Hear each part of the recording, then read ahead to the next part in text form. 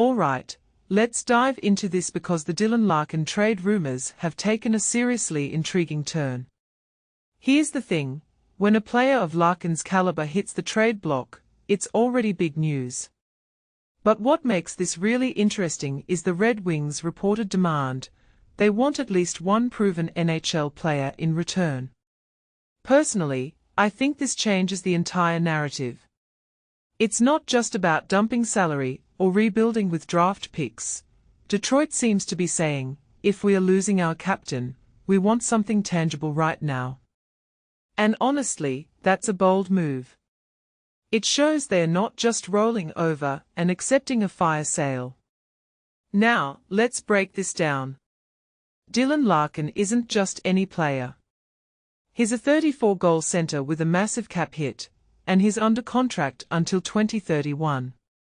That's a lot of value, but it's also a lot of risk for any team acquiring him.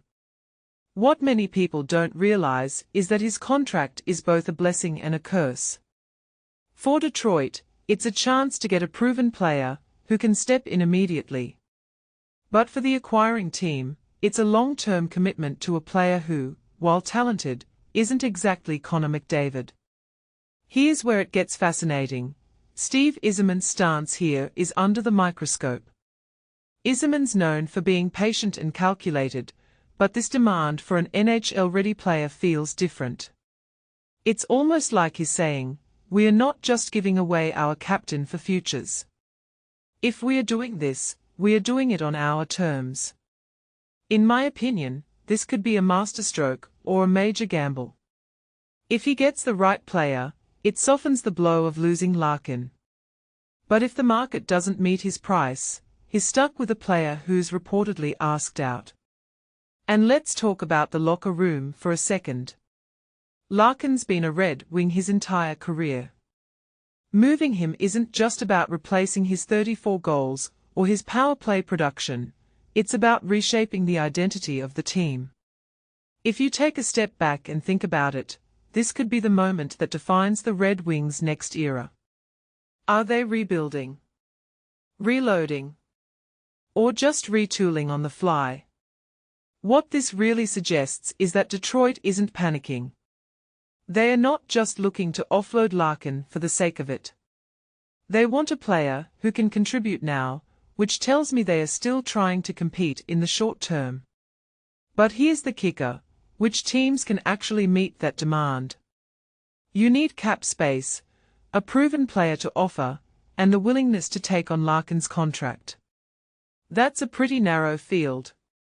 One thing that immediately stands out is how this narrows the trade market.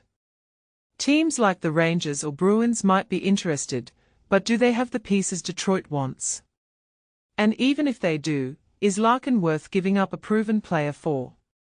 It's a high-stakes game of poker, and Yzerman's holding the chips. Personally, I think this is a make-or-break moment for the Red Wings. If they pull this off, they could come out looking like geniuses. But if they misstep, they risk losing Larkin for less than his value and being stuck in no man's land. What makes this so compelling is that it's not just about one player, it's about the direction of an entire franchise. So, here's my closing thought.